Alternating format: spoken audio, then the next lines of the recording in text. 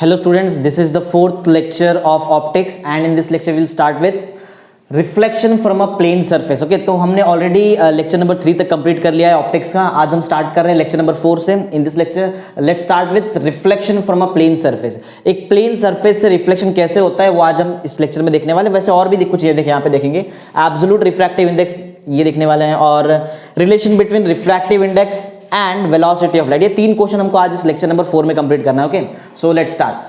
Point ऐसा है कि रिफ्लेक्शन फ्रॉम प्लेन सरफेस, इसमें देखो जब भी कोई प्लेन सरफेस से रिफ्लेक्शन होता है तो क्या क्या होगा उसमें तुमको वो समझना पड़ेगा, राइट। ऑलरेडी प्लेन सरफेस में हमको बात समझ में आ जाता है। Plane surface means plane mirror, right, plane reflecting mirror. जब भी प्लेन रिफ्लेक्टिंग मिरर वाला केस होगा, इस केस में जो इमेज बनता है वो इमेज का कुछ आपको प्रॉपर्टीज याद रखना होता है।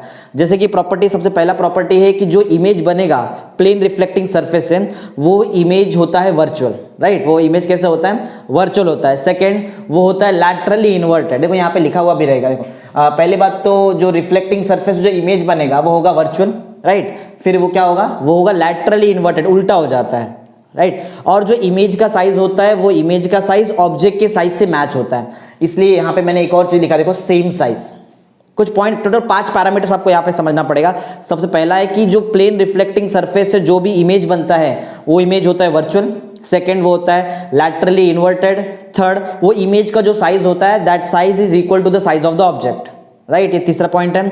फोर्थ है कि जिस डिस्टेंस पे वो इमेज बनता है वो डिस्टेंस और ऑब्जेक्ट का डिस्टेंस मैच होता है, means object distance is equal to image distance, ऐसा बोल सकते हैं, राइट। एक लास्ट पैरामीटर ऐसा है कि जो इमेज बनता है वो रिफ्लेक्टिंग सरफेस के अपोजिट साइड बनता है, राइट। ये 5 अगर हमको पैरामीटर याद हो तो हमारा फर्स्ट पॉइंट बहुत इजीली कंप्लीट हो जाता है। एक बार फिर से रिपीट करता हूं, जरा ध्यान दो। जब भी प्लेन रिफ्लेक्टिंग सरफेस से इमेज बनेगा वो इमेज होगा virtual, right. Second, laterally inverted. Third, same size as that of object, object का साइज से और इमेज का साइज दोनों मैच होता है। फोर्थ है at a same distance, right, as that of object, ये हुआ। और फिफ्थ पॉइंट हमारा क्या है? Opposite side to that of reflecting surface, reflecting surface के अपोजिट साइड में इमेज बनता है, राइट। तो देखने पड़ते हैं क्या यही पॉइंट है। If the object is in front of plane mirror, right, plane, एक प्लेन हमारे पास मिरर है, इस प्लेन मिरर के सामने हमने ऑब्जेक्ट को रख दिया। If the object is in front of plane reflecting surface, या फिर प्लेन मिरर भी बोल सकते हो, कोई प्रॉब्लम नहीं है। इमेज कैसे कैसा था मैंने सब बताया, right. The image is virtual and laterally inverted, उल्टा हो जाता है ना। इमेज वर्चुअल मींस कैसा होता है? जब भी प्लेन रिफ्लेक्टिंग सरफेस के अपोजिट साइड में इमेज बनेगा तो वो ऑब्वियस है कि वो वर्चुअल इमेज ही रहता है, राइट। तो इमेज जो बनेगा वो कैसे होगा? Image is virtual, right, and laterally inverted and same size, इसका जो साइज होगा इमेज का और जो ऑब्जेक्ट का साइज है दोनों मैच होता है, and same size as that of object, right. ये भी लिखा होगा देखो यहाँ पे, and same size as that of object, object का साइज और इमेज का साइज मैच होता है। आगे देखते हैं, सिर्फ साइज मैच नहीं होता है, ऑब्जेक्ट का डिस्टेंस और इमेज का डिस्टेंस भी मैच होता है। तो आगे वो भी लिखा है, and at a same distance as that of object, object जितने डिस्टेंस पे रखा है उतने ही डिस्टेंस पे इमेज को भी रखा जाता है। ऐसा उतने ही डिस्टेंस पे इमेज बनता है, रखा नहीं जाता है, बनता है वहां पे, राइट। और एक लास्ट बताया था मैंने, कहां बनता है image? On the other side, लिखा है देखो यहाँ पे, other side of reflecting surface, जो रिफ्लेक्टिंग सरफेस है उसके अपोजिट साइड में इमेज बनता है। तो आई थिंक आपको फर्स्ट पॉइंट एकदम क्लियरली समझ में आ गया। एक बार हम लोग सब लोग रिपीट करते देखते हैं कि पॉइंट हमको याद है कि नहीं, राइट। पॉइंट ऐसा था कि ऑब्जेक्ट को कहां पे रखा है हमने ऑब्जेक्ट को प्लेन रिफ्लेक्टिंग सरफेस के फ्रंट में रखा है, राइट। स्टार्ट कर देखते हैं, क्या बताओ स्टार्ट क्या था? If the object is placed in the front of plane reflecting surface, क्या होता है? द इमेज इज, पहली बात तो virtual, second laterally inverted, and उसके बाद आगे क्या था? And at a same and of same size as that of object, ये था। फोर्थ हमने देखा था, and at a same distance as that of object. और लास्ट क्या था? कहां पे बनता है? कहां पे? ऑन द अपोजिट साइड या फिर other side of plane reflecting surface, reflecting surface के अपोजिट साइड बनता है। एक बार फिर से हम लोग रिपीट कर दो क्या क्या था। सबसे पहले यहाँ पे है कि जो इमेज है वो वर्चुअल है, फिर लैटरली इन्वर्टेड, याद रखो। कहां बनता है? It is of same size, right, same size as that of object. फिर आपको बोलना है at same distance, right, same distance पे भी होता है। और कहां बनता है? But on the other side. एक लास्ट टाइम रिपीट करते देखते हैं एग्जैक्ट ऐसे वर्डिंग्स आना चाहिए, राइट। स्टार्ट करें, स्टार्ट कैसा है? If the object is placed, कहां प्लेस किया? इन द फ्रंट ना, if the object is placed in the front of plane reflecting surface, the image is virtual and laterally inverted, right, virtual और laterally inverted. इसके बाद इसका जो size होता है, it is of same size as that of object, right, and at a same distance as that of object, object का जो distance है वही इमेज का डिस्टेंस होता है, बट कहां बनता है, but on the other side of the reflecting surface, that's it, complete, simple, right. तो ये फर्स्ट पॉइंट हमारा कंप्लीट हो गया।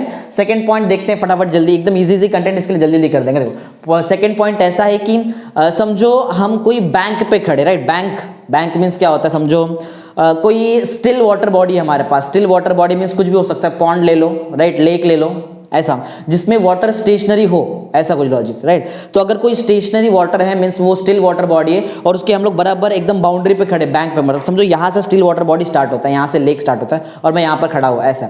तो अब इस केस में क्या होता है, जो हमारा, और हम कहाँ देख रहे हैं, हम देख रहे हैं जहाँ हमारा इमेज बन रहा है, क्योंकि वाटर में इमेज बनेगा, जमीन पे तो इमेज बनने वाला नहीं है, राइट। तो वाटर में इमेज बनने वाला है तो हम वहां पर देख रहे हैं, ये एक लॉजिक है। ध्यान, तो मैंने क्या बताया, मैंने बताया if we are standing at the bank of still water body, हम लोग कहां पे रुके, at the bank of still, यहां से स्टिल वाटर बॉडी समझो, एज्यूम करो स्टार्ट होता है, right. If we are standing at the bank of still water body, एक आगे देखो क्या दिया है, और कहां देख रहे हैं, and look for our image, खुद का इमेज देख रहे हैं, हम कहां देखेंगे, वाटर में ही देखेंगे क्योंकि स्टिल वाटर बॉडी में बैंक पे खड़े हैं। And look for our image formed by water, water ही हमारा इमेज बनाएगा, राइट, जमीन तो हमारा इमेज बनाने वाला नहीं है, ऐसा लॉजिक, क्योंकि लाइट यहां से आएगी तो इमेज तो यहीं बनने वाला है, ऐसा। तो हम कहां देख रहे हैं, हम देख रहे हैं and we are looking to our image in a water, water में हम अपना इमेज देखने जा रहे हैं, right, image form by the water, simple ऐसा है। ये एक लॉजिक है। एक दूसरा लॉजिक यहाँ पे एक और दिया है, एक तो हमने क्या देखा, हम लोग कहां पे खड़े, बैंक, किसके बैंक पे, स्टिल वाटर बॉडी के बैंक पे खड़े, और हम अपना क्या देख रहे हैं, इमेज देख रहे हैं, form by the water, water हमारा इमेज बना रहा है, वो इमेज को हम देख रहे हैं, ये एक लॉजिक है। एक दूसरा लॉजिक ये भी है कि समझो हम एक प्लेन मिरर पे खड़े, मिरर पे खड़े मींस ऐसा नहीं कि यहां हम खड़े यहां से मिरर स्टार्ट होता है, ऐसा नहीं है, इसको पहले वाले से कंपेयर मत करो। प्लेन मिरर होगा, रिफ्लेक्टिंग मिरर, उसके ऊपर हम लोग बीच में ऐसा खड़े हैं और क्या देख रहे हैं हम लोग, जैसे हम लोग ने एक्चुअल में देखा क्या, इमेज को देखा। फर्स्ट वाले केस में इमेज कहां बन रहा था, वाटर, तो वाटर में देखा। अब हमारा इमेज कहां बनेगा, देखो मिरर पे खड़े तो मिरर पे ही बनेगा ना कहीं, तो वहां समझो यहां से लाइट है, हम एज्यूम कर रहे हैं कि इमेज यहां बन रहा है, तो हम लोग यहां पे देख रहे हैं, लेकिन अभी वो मिरर है। फर्स्ट वाले केस में क्या था, वो वाटर। तो यही लॉजिक, सिंपल, देखो आगे वो भी लिखा है, फॉर्म बाय, ये तो देखा। और if we are standing on a plane mirror, plane mirror पे हम खड़े हैं, एंड सेम जो यहाँ पे लुक करते हैं देख रहे थे, सेम वही logic, and look for our image, लेकिन अब इमेज कौन बना रहा है, मिरर बनाएगा, form by the mirror, right. तो पहले इतना देखते हैं हम लोगों ने क्या किया, राइट। देखो स्टार्ट ऐसा है कि इफ वी आर स्टैंडिंग, कहां खड़े हम, if we are standing on the bank of, किसका bank, of the still water body, and और क्या कर रहे हैं, and we are looking for our image form by, कौन बना रहा है, फॉर्म बाय द वाटर, ये एक लॉजिक है। और बताओ और क्या था, और क्या आगे यहाँ पे लिखा है, और if we are standing on a plane mirror, वही सेम लॉजिक, एंड लुक, क्या कर, देखो plane mirror, and look for our image form by the mirror. अब फिर अब मिरर बना रहा है। अब इस केस में होगा क्या, पहले सुनो, इस केस में ऐसा होगा जो हम लोगों ने फर्स्ट पॉइंट में देखा, सेम वैसे लॉजिक, याद है सब 5 पैरामीटर्स क्या क्या थे, बताओ। फर्स्ट क्या था, virtual image, second laterally inverted, third same size होता है, फोर्थ सेम डिस्टेंस पे होता है, और last on the other side of the reflecting surface, right. ये अगर पांचों याद है तो ये भी हमको बहुत इजीली याद हो जाएगा। इसमें वैसे सिर्फ 5 में से सिर्फ 3 ही पैरामीटर हमने 3 सिर्फ यूज किया। देखो क्या क्या है, जो इमेज बनेगा, दोनों केस में जो इमेज बनेगा उसका स्पेशलिटी सुनो क्या है, the image is laterally reversed. हमने यहाँ पे लैटरली इन्वर्टेड बोला था, इस केस में हम लोग क्या बोल रहे हैं, लैटरली रिवर्स्ड, समझ में आ रहा है ना, बराबर। तो लैटरली रिवर्स मतलब लैटरली उल्टा हो गया अभी, हाँ पहले भी उल्टा हुआ था, सेम लॉजिक है। आगे क्या देखो, एंड ऑफ सेम साइज, पहले वाले केस में भी सेम साइज था इमेज का, और क्या दिया है, and on the other side, right, other side में बनेगा, राइट, सिंपल सा लॉजिक है। तो आई थिंक आपको ये समझ में आया। देखो 3 ही तो पैरामीटर याद रखना है, पहला है लैटरली रिवर्स्ड, उल्टा कर दिया, second and of same size, और लास्ट में क्या बताएं, हाँ and on the other side, simple है। देखो laterally reversed of same size and on the other side, simple. चलो देखते एक बार फुल पढ़ते देखते हमको याद है कि नहीं, राइट। बताओ स्टार्ट करो कैसे था, if we are standing on the bank of still water body and we are looking for our image in the image form by the water. और दूसरा एक और लॉजिक है, और if we are standing on a plane mirror और and we are looking for our image form by the mirror, क्या होगा, the image will be, देखो image, the image will be laterally reversed, right. आगे क्या था, of the same size and on the other side, simple, right, खत्म। आगे बढ़ते हैं, चलो अब लॉजिक यहाँ पे थोड़ा देखो, 2 कंसेप्ट आपको, ये वैसे तो ये एक एग्जांपल था तो बहुत इजी था हमारे लिए। आगे बढ़ते हैं यहाँ पे, पॉइंट थर्ड पॉइंट ऐसा है कि समझो अब एक प्लेन मिरर नहीं, अब आपके पास 2 प्लेन मिरर। डायग्राम बताता हूँ थोड़ा, क्योंकि थोड़ा स्पेस कम है, समझ लो फिर भी कोई प्रॉब्लम नहीं। देखो एज्यूम करो कि यहाँ ये एक प्लेन मिरर है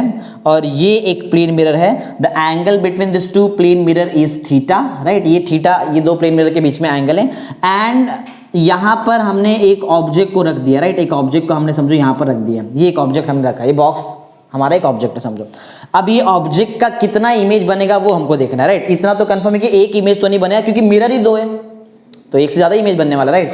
हाँ, बहुत सारा इमेज बन सकता है और जो भी इमेजेस बनेगा, राइट, वो डिपेंड किस पे करेगा, वो डिपेंड करता है मल्टीपल रिफ्लेक्शन से, कितनी बार लाइट रिफ्लेक्ट हुआ है दोनों के बीच में, उस पर डिपेंड करता है, राइट। चलो देखते हैं फटाफट इसमें क्या। देखो पहले मैंने लॉजिक बता दिया, हमारे पास दो मिरर है जिसको हमने कितने एंगल पे रखा है, थीटा, और ऑब्जेक्ट को कहाँ रखा है, वो दोनों मिरर के, जरूरी नहीं कि सेंटर पे होगा, वो दोनों मिरर के बीच में कहीं भी हो सकता है। चाहे वो ऐसा भी हो सकता है कि बराबर वो एंगल बाइसेक्टर पे हो, right, on the angle bisector हो सकता है, of the angle, of means क्या, एंगल बाइसेक्टर के बाहर भी हो सकता है, ऐसा है, राइट। लेकिन दोनों के बीच में ही रहेगा, ऐसा, between the two plane mirror, ऐसा। चलो देखते हैं अब इस केस में क्या क्या होने वाला हमको पहले से पता है। जो भी इमेजेस बनेगा वो इमेजेस किस पे डिपेंड करेगा, मल्टीपल रिफ्लेक्शन से। सिर्फ इमेज नहीं, एक पैरामीटर बता दो, n, small n. Small n एक मैथमेटिकल पैरामीटर समझो, इसका फॉर्मूला है 360 by थीटा, राइट। थीटा क्या है, theta is the angle between the two plane mirror, दो प्लेन मिरर के बीच का एंगल है थीटा। हाँ, 360 तो पता ही है सबको, राइट, डिग्री में सिंपल होता है। हाँ, small n number of image नहीं है, राइट। नंबर ऑफ इमेजेस को हम डिनोट करते हैं कैपिटल एन से, याद रखो पॉइंट को। स्मॉल एन तो एक मैथमेटिकल पैरामीटर, इससे हम नंबर ऑफ इमेज निकाल सकते हैं, राइट। लेकिन नंबर ऑफ इमेज को डिनोट किससे किया जाता है, capital N. Number of image को हम कैपिटल एन से डिनोट करते हैं। This small n is nothing but a mathematical parameter, right. देखते चलो, अभी तक मैंने जो बताया डायग्राम में, आई थिंक वो समझ में आ चुका है। फटाफट देखते क्या क्या है। हमने देखा कि दो हमारे पास प्लेन मिरर है, दोनों प्लेन मिरर को कितने एंगल पे रखा है, हमने थीटा एंगल पे रखा है, और वो दो प्लेन मिरर के बीच में या फिर जरूरी नहीं के बीच में, दोनों के बिटवीन, मिडल में कहीं तो हो सकता है, मिडल के थोड़ा दूर भी हो सकता है, लेकिन दो मिरर के अंदर ही कहीं पे हमने क्या रखा है, ऑब्जेक्ट को रखा है। तो क्या होगा, इमेजेस बनने वाला है, और सिर्फ इमेज देखो, नंबर ऑफ इमेजेस बनेगी, राइट। नंबर ऑफ इमेजेस और ये स्मॉल एन दोनों अलग अलग चीजें। नंबर ऑफ इमेज को किससे डिनोट किया जाता है, कैपिटल एन, और स्मॉल एन अलग चीज है। मींस कैपिटल एन जो नंबर ऑफ इमेज है और स्मॉल एन ये जो दो चीज है, ये दो चीज किस चीज पे डिपेंड करता है, रिफ्लेक्शन ना, मल्टीपल रिफ्लेक्शन, अभी तो बताया मल्टीपल रिफ्लेक्शंस पे डिपेंड करेगा, राइट। अच्छा चलो देखते हैं फटाफट क्या क्या है। तो इफ एन ऑब्जेक्ट, दिख रहा है ऑब्जेक्ट, इफ एन ऑब्जेक्ट कहाँ इज केप्ट, रखा है हमने, कहाँ रखा है, दोनों के बीच में, बिटवीन टू प्लेन मिरर। देखो दो प्लेन मिरर, देखो कुछ नया चीज नहीं है यहाँ पे, जो बनाया ना वही तो लिखा है मैंने यहाँ पे, कुछ नया चीज नहीं है। If an object is kept between the two plane mirror, और वो दो प्लेन मिरर के बीच में एंगल भी तो है, राइट, इंक्लाइंड, राइट। देखो दोनों के बीच में एंगल कितना है, inclined at an angle of theta. आगे देखते हैं, देखो मैंने क्या बताया, दो चीज मल्टीपल रिफ्लेक्शन पे डिपेंड करता है। फर्स्ट बताओ क्या था, number of image, second small n, दो चीजें। पहला क्या है, नंबर ऑफ इमेज, दूसरा small n. Number of image को किससे डिनोट करते हैं हम, कैपिटल एन। मतलब दो चीज जो है हमारा वो है कैपिटल एन और स्मॉल एन, सिंपल, राइट। तो कहां गया, हाँ, नंबर ऑफ इमेज एंड दूसरा क्या था, स्मॉल एन। देखो दो अलग अलग चीजें हैं, सेम सेम नहीं, दोनों अलग अलग चीजें। ये किस पे डिपेंड करेगा, आर फॉर्म्ड ड्यू टू, किसकी वजह से बनता है, are formed due to multiple reflection, right ना, मल्टीपल रिफ्लेक्शन। अच्छा, मल्टीपल रिफ्लेक्शन जब तब हो सकता है जब दो मिरर होगा ना, ऐसा तो है, तो देखो हमारे पास है भी ना पहले से, multiple reflection from both the mirrors.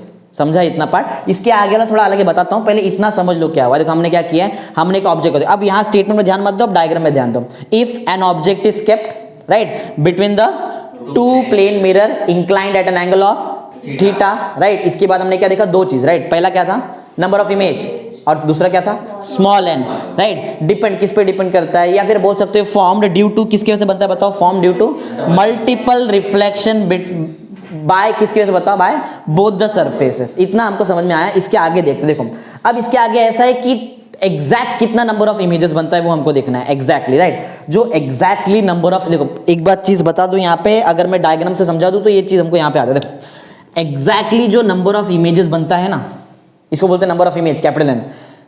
देखो ब्लू कलर से मैंने हर बार फॉर्मूला लिखा है, देखो यहाँ पे, राइट। मोस्टली जब भी इसमें देखो ये फॉर्मूला में जो ब्लू कलर से मैंने लिखा है, कैपिटल एन के फॉर्मूले में कौन आता है, स्मॉल एन आता है ना। इसका मतलब नंबर ऑफ इमेज जो बनेगा वो डिपेंड करता है, स्मॉल एन पे डिपेंड करता है, राइट। लेकिन स्मॉल एन का जरा फॉर्मूला देखो, स्मॉल एन का फॉर्मूला, इसके देखो, इसके फॉर्मूले में कौन आता है, थीटा आता है ना। 360 तो चलो नंबर है, उसमें कोई प्रॉब्लम नहीं है। स्मॉल एन के फॉर्मूले में कौन आता है, थीटा। तो मतलब स्मॉल एन तो खुद थीटा पे डिपेंड करता है, ऐसा है। तो बोलने का मतलब ये है कि जो number of exact number of image है वो किस पे डिपेंड करता है, एन पे। एन पे तो एन में, लेकिन एन किस पे डिपेंड करता है। तो आप ऐसा ही बोल सकते हो कि नंबर ऑफ इमेज एन पे डिपेंड करता है, या फिर ऐसा ही बोल सकते हो नंबर ऑफ इमेज किस पे डिपेंड करता है, थीटा पे डिपेंड करता है। हम लोग ये यूज करेंगे, राइट। डायरेक्ट यहाँ पे आएंगे ना, ये बीच में क्यों लेते हैं इसको, क्योंकि ये तो एक मैथमेटिकल, इसका कोई नाम नहीं है, एक मैथमेटिकल पैरामीटर, राइट। तो जो नंबर ऑफ इमेज बनने वाला एग्जैक्ट नंबर ऑफ इमेज वो किस पे डिपेंड करता है बताओ, थीटा पे डिपेंड करता है, राइट ना। एंड ये तो जो एग्जैक्ट नंबर ऑफ इमेज है वो डिपेंड किस पे करेगा, थीटा। एक और चीज पे डिपेंड करता है, वो है कि ऑब्जेक्ट को ये दोनों मिरर के बीच में कहां रखा है। यहां रख सकते, बहुत जगह पर रख सकते हैं, कहीं भी रखो, तुम्हारी मर्जी। तो जो ऑब्जेक्ट का पोजीशन होगा उस पर भी डिपेंड करता है, राइट। तो मैंने अभी तक दो चीज बताया कि जो एग्जैक्ट नंबर ऑफ इमेज, मतलब नंबर ऑफ इमेज ही बताइए, कोई नया चीज थोड़ी है। एग्जैक्ट नंबर ऑफ इमेज दो चीज पे डिपेंड करता है। बताओ फर्स्ट क्या है, एंगल थीटा, राइट ना, और सेकंड क्या है, पोजीशन ऑफ ऑब्जेक्ट, ऑब्जेक्ट को कहां रखा है। समझ में आया पॉइंट। चलो, तो इसके जहां पे मैंने स्टॉप किया था उसके आगे वाला पॉइंट भी हमको समझ में आ जाएगा, अगर जो मैंने अभी बताया वो समझा है तो, राइट। एक बार फिर से रिपीट करते हैं। देखो थोड़ा कंफ्यूज करता हूं, देखते तुमको आंसर आता है कि नहीं। कैपिटल एन और स्मॉल एन ये जो बनता है ये किससे बनता है,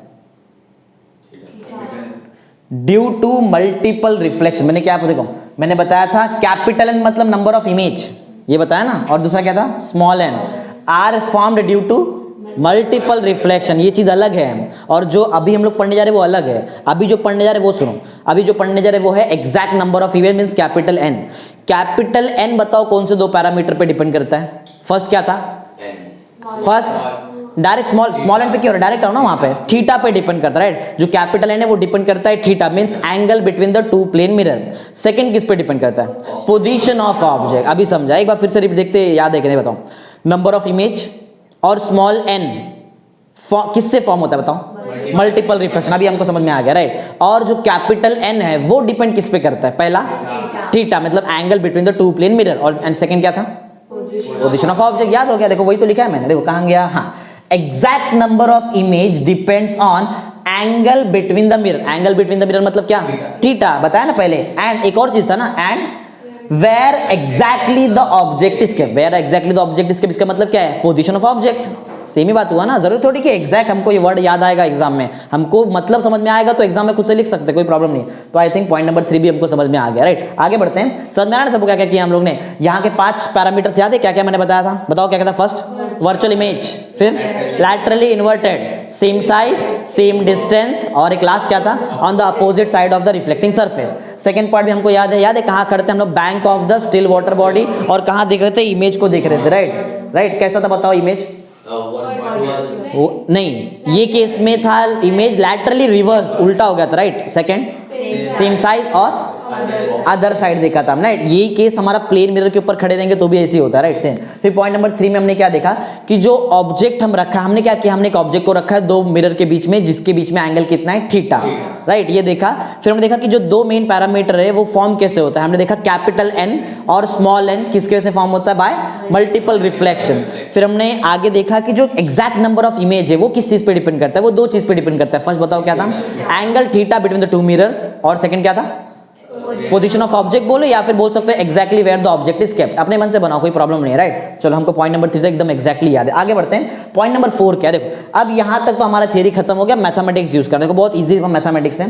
पहले निकालेंगे एन, बताया था मैंने, direct exact number of image नहीं मिल सकता है, सबसे पहले क्या निकालना पड़ेगा, स्मॉल एन, राइट। और स्मॉल एन कैसे मिलेगा, तुम्हारे पास जब दो मिरर को रखा है तो थीटा तो मेजर कर ही सकता है ना बीच में, तो वो थीटा का वैल्यू पुट करो। क्या मेजर करेंगे हम लोग, पहले स्मॉल एन, राइट। एक बार स्मॉल एन मिल जाए उसके बाद हम लोग कैपिटल एन निकाल सकते हैं, और कैपिटल एन ही तो हमको निकालना है। कैपिटल एन क्या है, नंबर ऑफ इमेज, वही तो हमारा काम है। चलो स्मॉल एन निकाल लिया, समझो हमने स्मॉल एन निकाल लिया है, और स्मॉल एन जो है इसका आंसर हमको इंटीजर मिला है। क्या मिला है, इंटीजर आंसर मिला, देखो लिखा है स्मॉल एन का, हमने समझो थीटा का वैल्यू पुट किया और स्मॉल एन निकाल लिया। देखो केस 1 ऐसा है, if small n is even integer, right. Small n जो है वो कौन कैसा इंटीजर है, इवन। इवन समझ में आता है ना, 0 to 4 6 8 ये सब, हाँ।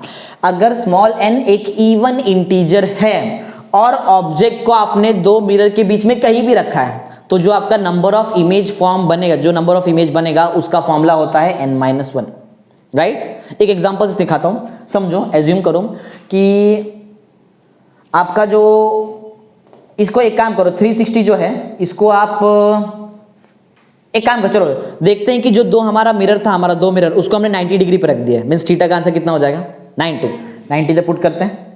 बताओ 90 है और ऊपर 360 है, n का आंसर क्या आएगा 4 आएगा, 0 0 कैंसिल ना, 9 4 होता है ना 36, तो n का आंसर कितना आया 4, स्मॉल n। बताओ 4 इवन इंटीजर है कि ऑड इंटीजर है, इवन मीन्स देखो पहला पॉइंट है हमारा right, if n is even integer means हमको n का आंसर कितना मिला है 4 ना, स्मॉल n का आंसर 4 मिला है ना। हाँ, अगर 4 आंसर मिला है तो चलो देखते हैं कि कितना नंबर ऑफ इमेज बनेगा राइट। मैंने क्या बताया, ऑब्जेक्ट को कहीं भी रहने दो, ऑब्जेक्ट से हमको कोई मतलब नहीं है।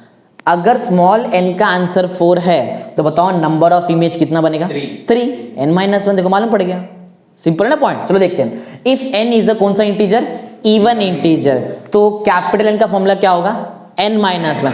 ये फॉर्मूला सिर्फ तब अप्लाई होता है जब हमारे पास इवन इंटीजर होगा और हमारा ऑब्जेक्ट कहीं भी है, देखो आगे लिखा है irrespective where the object is kept right, या फिर इज लिखो या फिर केप्ट लिखेगा तो भी चलता है, irrespective where the object is kept, कहीं भी रखो ऑब्जेक्ट को, लेकिन इवन इंटीजर आया तो फॉर्मूला यही यूज करना है राइट। चलो आगे देखते हैं, ये तो इवन इंटीजर हो गया। अब देखते हैं ऑड इंटीजर पे क्या होता है। समझो कभी हमारे पास n का आंसर ऑड आ गया, ऑड कैसे आएगा, चलो एक काम करो, थीटा का आंसर 120 डिग्री ले लो, थीटा का आंसर कितना लेते हैं ले लो 120 और 360 कट मारो, कितना आएगा देखो 12 3 ना शायद, हाँ तो n का आंसर कितना आ रहा है 3, इवन है कि ऑड है, ऑड है ना, हाँ तो अब n का आंसर क्या आया है, ऑड इंटीजर हमारा आंसर आया। और एक लॉजिक है यहाँ पे ध्यान दो, ऑब्जेक्ट को कहां रखा है वो देखो, object is exactly on the angle bisector, angle bisector पढ़ा है ना 10th में, कंस्ट्रक्शन तो किया ही होगा राइट, ऐसा कुछ मैथ्स में किया होगा, ऐसा एंगल होता है और बोला है चलो इसका एंगल बाइसेक्टर निकालो, तो हम लोग राउंडर लेते हैं, राउंडर से इधर एक कट मारते हैं, यहाँ एक कट मारते हैं, फिर यहाँ रख के इधर एक ऐसा कट मारते हैं यहाँ, फिर जहाँ पे ये दोनों ऐसा होता है और यहाँ, इसको तो बोलते हैं एंगल बाइसेक्टर। हाँ तो अगर मेरा ऑब्जेक्ट यहाँ पर है, अगर ऑब्जेक्ट एंगल बाइसेक्टर पे है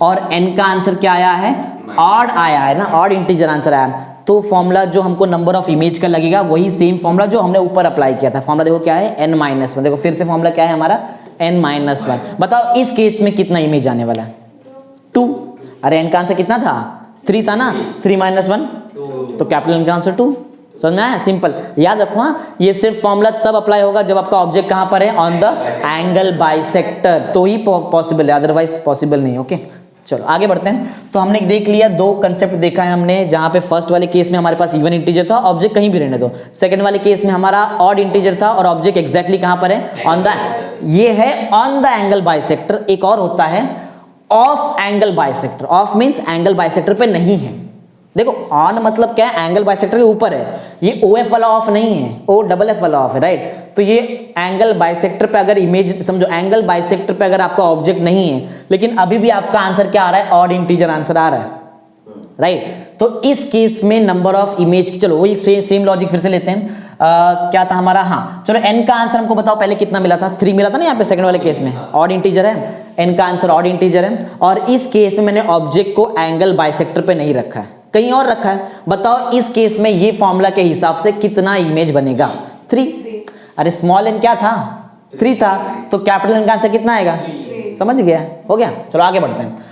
अगर समझो n, जरूरी है क्या n का आंसर हमेशा नंबर में आए 120 है, समझो जैसे कि n का आंसर एक बार 3 आया, n का आंसर एक बार 4 आया, ऐसा जरूरी है कि 3 और 4 ही आ सकता है, 4.5 भी तो आ सकता है, कुछ भी आ सकता है भाई, कुछ भी आ सकता है, थीटा कैसे भी डालो कुछ भी आंसर आएगा। समझो इन केस n का आंसर 4.5 आया, कितना आया 4. क्या ये नंबर 4.5 इंटीजर है, नहीं, ये क्या है नॉट अ इंटीजर। जब n का आंसर इंटीजर नहीं होगा तो उस टाइम पे आपको ये फॉर्मूला यूज करना है right, capital N means number of image का आंसर इक्वल टू क्या होगा स्मॉल। अब बोले सर स्मॉल m क्या है, देखो स्मॉल m पढ़ो क्या है, where small m is a integral part of n। बोलो n का आंसर कितना था, बोलो 4.5 था ना, ये केस में मैंने बताया ना, एज्यूम किया ना मैं, n का आंसर कितना हमने एज्यूम किया 4.5। तो अगर मुझे नंबर ऑफ इमेज निकालना है, तो अगर मुझे इसका इंटीग्रल पार्ट निकालना है, तो समझो जो भी रहेगा इंटीग्रल, समझो 4.3 ले लेते, चलो 4.3 ले लिया। अगर मुझे इसका इंटीग्रल पार्ट निकालना है तो इसका इंटीग्रल पार्ट का आंसर होगा 4, समझा। अरे पॉइंट हटा दो ना, 0.3 था ना, हटा दो, क्या बचेगा, समझा, ऐसा कुछ लॉजिक। तो जब भी समझो इंटीजर आंसर नहीं रहेगा तो उस टाइम पे हमको n का आंसर इक्वल टू क्या लेना है, इंटीग्रल पार्ट, ये क्या बोलते हैं हमको, क्या बोलेंगे हम लोग, इंटीग्रल पार्ट। देखो लिखा है ना कहाँ गया, इंटीग्रल पार्ट ऑफ n, बहुत ईजी है। इंटीग्रल पार्ट मीन्स क्या, पॉइंट हटा के रखो और क्या, सिंपल यही। ओके, तो आई थिंक आपको ये भी समझ में आ गया है, जब भी पॉइंट में नंबर होगा तो उसका पॉइंट वाला लॉजिक आपको हटा देना, राइट। ऐसा उसके ऊपर न्यूमेरिकल्स भी अब तभी मैं बताऊंगा तुमको एकदम डिटेल में। अभी के लिए जस्ट थियरी पढ़ लो। अभी तक हमने 4 मेन केसेस देखा है। फर्स्ट था, बताओ फर्स्ट फॉर्मूला हमने क्या, हमारे लिए क्या था, कैपिटल एन का फॉर्मूला क्या था, n-1।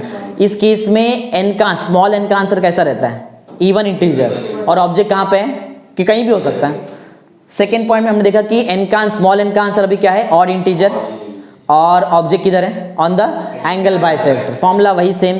फिर हम लोग आए ऑफ द एंगल बाइसेक्टर ना, तो इस केस में फॉर्मूला क्या मिला हमको, स्मॉल n, राइट, और ये केस में equal to small m, right. I think यहां तक क्लियर हो गया। ओके, चलो आगे बढ़ते हैं। नेक्स्ट क्वेश्चन करते हैं, absolute refractive index, right. Absolute refractive index क्या होता है पहले वो समझो। देखो अभी तक जो भी हमने रिफ्रैक्टिव इंडेक्स पढ़ा है, स्नेल्स लॉ में एक बार मैंने आपको रिफ्रैक्टिव इंडेक्स पढ़ाया था, वो रिफ्रैक्टिव इंडेक्स था रिलेटिव रिफ्रैक्टिव इंडेक्स। कौन सा रिफ्रैक्टिव इंडेक्स, रिलेटिव। याद करा दो क्यों था रिलेटिव रिफ्रैक्टिव इंडेक्स, सुन लो। देखो एक काम कर, चलो पहले मैथमेटिक्स करा दो, तो थियरी तो बता ही दूंगा, थियरी में कोई प्रॉब्लम, पहले मैथमेटिक्स देख लो। देखो अगर समझो मैं स्नेल्स लॉ लिखता हूं, राइट, फ्रॉम स्नेल्स लॉ, सबको याद है ना स्नेल्स लॉ क्या है, फ्रॉम स्नेल्स लॉ।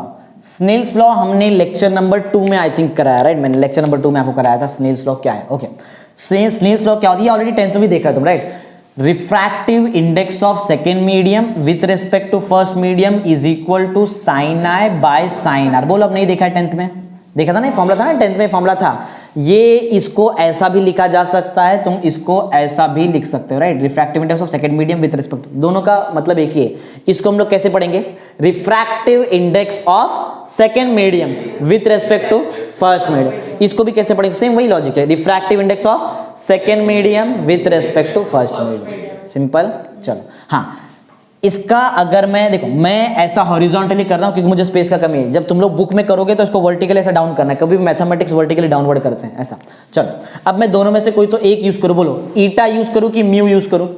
देखो ये जो सिंबल है इसको बोलते हैं ईटा, राइट, और ये सिंबल को बोलते हैं म्यू। ये यू नहीं है, वो म्यू है, राइट। ऐसा ये सिंबल का नाम है, लेकिन एक्चुअल नाम क्या है उसका, रिफ्रैक्टिव इंडेक्स बोलते हैं इसको फिजिक्स की भाषा में, राइट। चलो तो हाँ समझो, मैं ये म्यू लेके सॉल्व करता हूं। देखो शॉर्टकट है, नीचे टू ऊपर 1 है ना, उल्टा कर दो इसको, refractive index of second medium upon refractive index of first medium, ऐसा लिखा जाता है इसको, राइट। किसको मैंने लिखा है, म्यू 2 1 को कैसा लिखा है, म्यू 2 बाय म्यू 1, ऐसा लिखा जा सकता है, ऐसा ही लिखते हैं। और equal to sine i upon sine r as it is है, चलेगा, सिंपल। हाँ अब देखो पॉइंट समझो, मैं क्या पढ़ा रहा हूं बताओ, टॉपिक का नाम क्या है हमारा, एब्सोल्यूट रिफ्रैक्टिव इंडेक्स क्या होता है। उससे पहले तुमको पता होना चाहिए कि रिफ्रैक्टिव इंडेक्स क्या होता है।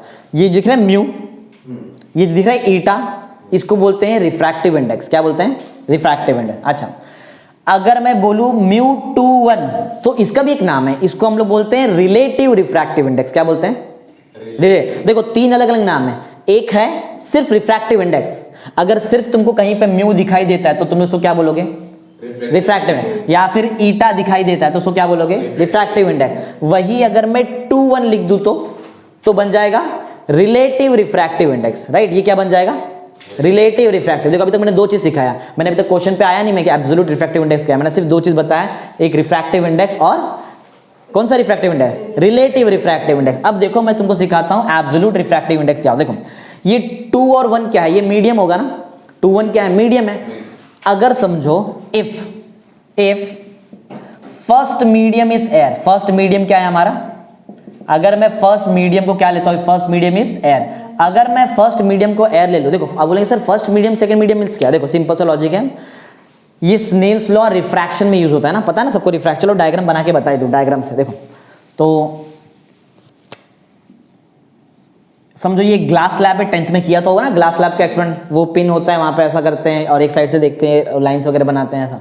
एक लाइट समझो यहां से आया, राइट, ये जो मीडियम है ये ग्लास है, राइट ना, इसके बाहर क्या है, एयर ले लेते हैं, यही तो बोल रहा है मैं। अगर समझो मेरा, देखो एक बात पहले समझो, फर्स्ट मीडियम और सेकंड मीडियम क्या होता है, जहां से लाइट आया वो फर्स्ट मीडियम, राइट, जहां से लाइट आया वो हमेशा के लिए, हमेशा के लिए याद कर लो, जहां से लाइट आया वो कौन सा मीडियम, फर्स्ट मीडियम, और जहां पे लाइट आया वो सेकंड मीडियम। समझा लॉजिक क्या है, बात समझा है क्या है? और वो नॉर्मल वगैरह तो रहता है, मैं एकदम डिटेल में नहीं सिखा रहा हूँ, जब रिफ्रैक्शन एकदम डिटेल में सिखाऊंगा तब बताऊंगा। अभी के लिए जस्ट ये समझो कि फर्स्ट मीडियम और सेकंड मीडियम क्या होता है। फर्स्ट मीडियम क्या होता है, जहां से लाइट आ रहा है, और सेकंड मीडियम क्या है, जहां पे लाइट आ रहा है या फिर जहां पर लाइट जा रहा है, ऐसा ही बोल सकते हो। तो समझ में आ गया रहेगा ना लॉजिक क्या है। हाँ, इफ अगर मैं ऐसा एज्यूम करता हूं कि मेरा फर्स्ट मीडियम एयर है, तो मुझे म्यू, फर्स्ट मीडियम एयर है ना, तो मुझे μ1 के जगह पे μa लिखना पड़ेगा। अब बोले सर ए क्या है, अरे ए रिप्रेजेंट करता है रिफ्रैक्टिव इंडेक्स ऑफ एयर। और अगर पढ़ा होगा 10th में तुमको मालूम होगा रिफ्रैक्टिव इंडेक्स ऑफ एयर का वैल्यू 1 होता है। अगर नहीं पढ़ा है तो अभी देख लो, right. Refractive index of air का आंसर कितना होता है, 1। ओके चलो ठीक है।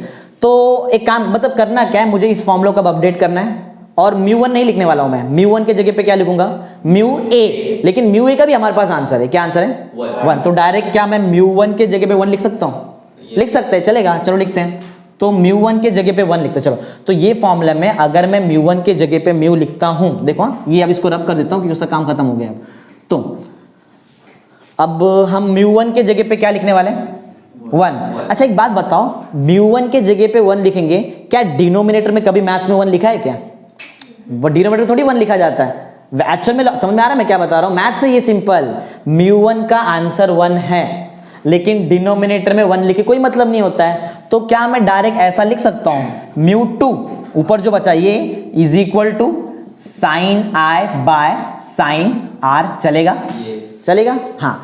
इसको बोला जाता है एब्सोल्यूट रिफ्रैक्टिव इंडेक्स। क्या बोलते हैं हम इसको, एब्सोल्यूट। अब लेकिन सर कैसे समझ में आएगा हमको कौन रिफ्रैक्टिव इंडेक्स है, कौन रिलेटिव रिफ्रैक्टिव इंडेक्स है, कौन एब्सोल्यूट? बहुत सिंपल सा शॉर्टकट देखो, अगर मैं सिर्फ ऐसा लिख रहा हूं, मींस क्या ये रिफ्रैक्टिव इंडेक्स। अगर मैं 2 नंबर्स लिखता हूं, इसका मतलब क्या है, रिलेटिव रिफ्रैक्टिव इंडेक्स। 2 नंबर है देखो यहां पर, राइट। अगर मैं सिर्फ एक ही कोई तो नंबर लिखता हूं, इसका मतलब क्या है, ये एब्सोल्यूट रिफ्रैक्टिव इंडेक्स, खत्म, सिंपल एकदम, राइट। हाँ, नाम सुनो जरा, बहुत इंपॉर्टेंट नाम सुनो। इसका सिर्फ नाम एब्सोल्यूट रिफ्रैक्टिव इंडेक्स नहीं है, इसको अगर फुल एकदम प्रॉपर नॉलेज के हिसाब से बताओगे तो इसका एक्चुअल नाम है absolute refractive index of second medium. समझा, 2 लिखा है तो उसको यूज करो, this is absolute refractive index of second medium. तो देखो ये जो मैंने निकाला है, इसको हम क्या बोलेंगे बताओ, इसको हम बोलेंगे absolute refractive index of second medium. Okay, तो ये जो मैंने निकाला ये फॉर्मूला है, तो आई थिंक आपको समझ में आ चुका है क्या बोल रहा हूं मैं, राइट। तो ये जो मैंने बनाया है इसको चलो बाजू में एक बार लिख लेते हैं, this is absolute refractive index of second medium which is given by sin i by sin r। एक बात बताओ, जो अभी जो मैंने थोड़ी देर पहले एक डायग्राम बनाया था मैंने यहाँ पे ग्लास स्लैब का, सबको पता ही होगा एंगल ऑफ इंसिडेंस क्या होता है, एंगल ऑफ रिफ्रैक्शन पढ़ा है ना 10th में सब कुछ चीज। ओके चलो, तो बताओ एंगल ऑफ इंसिडेंस ये कौन से मीडियम में होगा, क्या ये फर्स्ट मीडियम में होगा कि या सेकंड मीडियम में होने वाला है। एंगल ऑफ इंसिडेंस समझ में आता है, चलो एक बार बना के दिखाता हूँ, इतना इजी नहीं होगा। देखो, तो ये हमारे लिए ग्लास स्लैब, राइट, ये हमारा ग्लास स्लैब हो गया, और ये ग्लास स्लैब, लाइट समझो यहां से आ रहा है, मालूम है ना सबको, जहां भी लाइट इंटरैक्ट करता है वहां बनता है नॉर्मल, राइट। क्योंकि लाइट फर्स्ट मीडियम से सेकंड मीडियम में आ रहा है, फर्स्ट मीडियम हमारे लिए क्या था बताओ, एयर था, और सेकंड मीडियम को हमने क्या एज्यूम किया है, ग्लास। तो रेयरर मीडियम से जब लाइट डेंसर मीडियम में आता है तो लाइट बेंड होता है टुवर्ड्स द नॉर्मल, सबको याद है ना ये चीज। हाँ, मेरा क्वेश्चन ये है, ये जो आई है यहां बनता है ना i, angle made by the incident ray with the normal is called as angle of incidence i, पढ़ा है 10th में। ये वाला याद है, ये वाला एंगल को क्या बोलते हैं, ये वाला एंगल को हम बोलते हैं r. Angle made by the refracted ray with the normal is called as angle of refraction r. मेरा क्वेश्चन ये था, angle of incidence i first medium में है कि सेकंड मीडियम में, अब देखिए समझ, बनाने पे क्लियर मालूम पड़ जाता है कि फर्स्ट मीडियम में, यही। अच्छा बताओ एंगल ऑफ रिफ्रैक्शन आर कौन से मीडियम में, यही मेरा फर्स्ट पॉइंट है, ध्यान दो। If i is the angle of incidence, कौन से मीडियम में, हाँ, अगर मैं डायरेक्ट पढ़ता तो समझ में नहीं आता है, राइट, इसके लिए अभी यहाँ पे क्लियर कर दिया।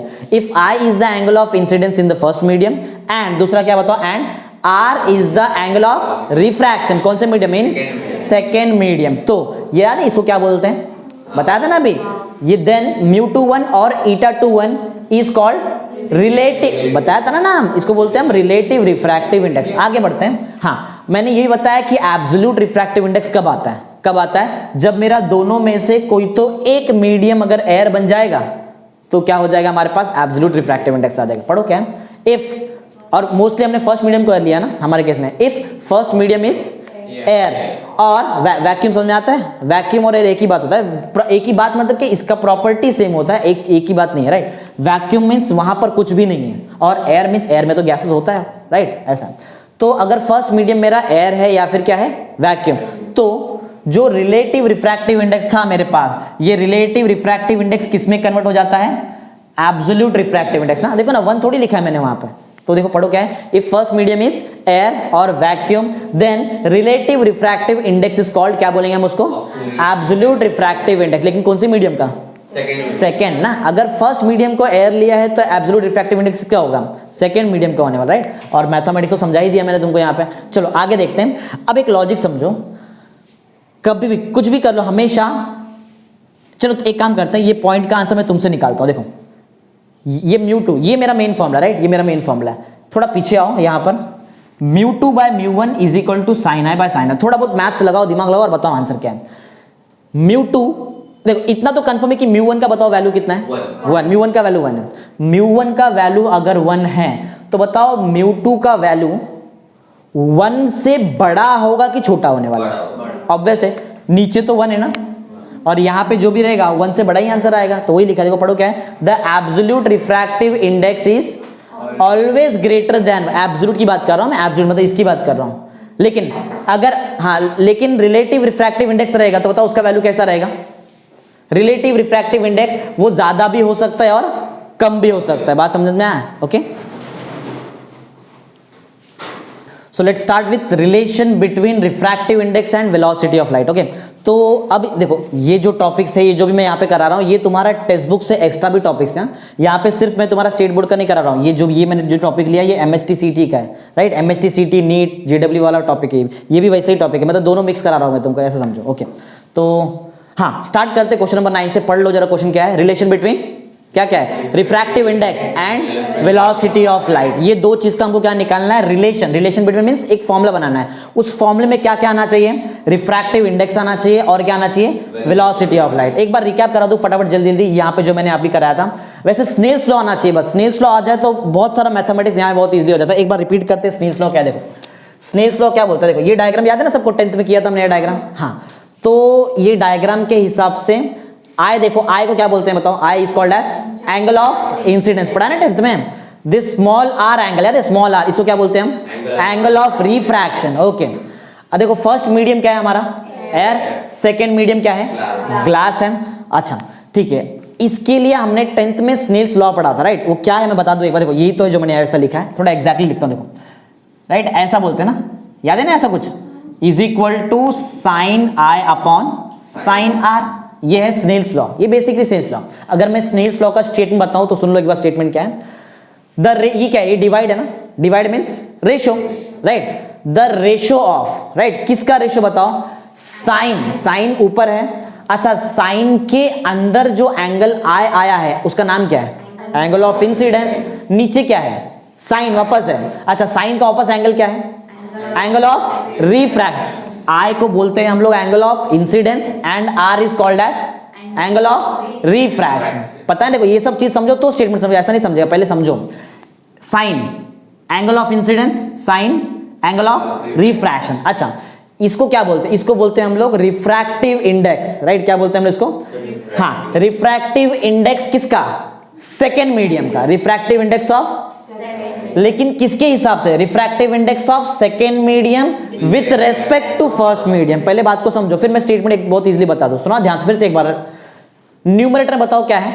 Sign of angle of incidence, ये ना sine of angle of incidence, नीचे क्या है, sine of angle of refraction, अच्छा इसको क्या बोलते हैं, रिफ्रैक्टिव इंडेक्स ऑफ किसका, of second medium with respect to first. सब पैरामीटर याद है तो स्टेटमेंट से तो बहुत इजीली हो जाएगा। देखो ध्यान दो स्टेटमेंट क्या, सुनो मैं अभी तक ये क्वेश्चन मैंने स्टार्ट नहीं किया है, मैं जस्ट तुमको पहले सिखा रहा हूँ स्नेल्स लॉ क्या है, एक बार स्नेल्स लॉ आ जाए फिर तो ये तो बहुत इजीली सिखा दूंगा। ध्यान दो फिर से एक बार, देखो the ratio of sine of angle of incidence to the means upon में, right, to the sine of angle of refraction is constant, ये हमेशा कांस्टेंट होता है, याद रखना ये चीज, कोई भी हम लोग ग्लास वगैरह जो भी मीडियम करेंगे, जब भी रिफ्रैक्शन करेंगे ये पार्ट आपको कांस्टेंट मिलेगा, इज कांस्टेंट। लेकिन कांस्टेंट का हमको नाम मालूम है, called as refractive index of second medium with respect to first medium. समझा? एक बार फिर से मैं रिपीट कर दूं, जस्ट सुनो फिर बोलना, राइट? पहले ध्यान दो